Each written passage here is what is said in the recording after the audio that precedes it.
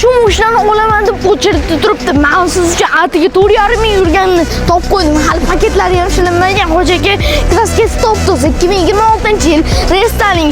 Bu 71 da ma'nosini bilasizmi? Yo'l tanlamas avtomobil degani.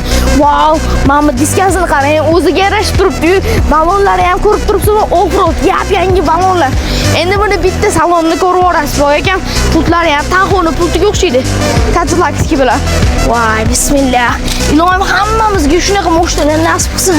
O'tirganingizda multirul kutib oladi. Ikkitalar monitorlari bor, klimat kontrol. Mashinani sidinasini isitsangiz ham bo'ladi, sovutsangiz ham bo'ladi.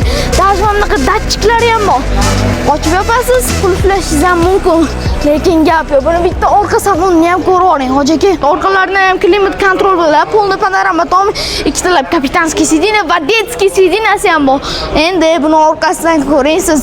Orqalaridan atakoy seriozniy apparat srochniga bu mashinamiz narxini 75 ming dollarga bosib borsangiz bo'ladi. Egalarni qapasda qoldiraman, bemalol aloqaga chiqishingiz mumkin.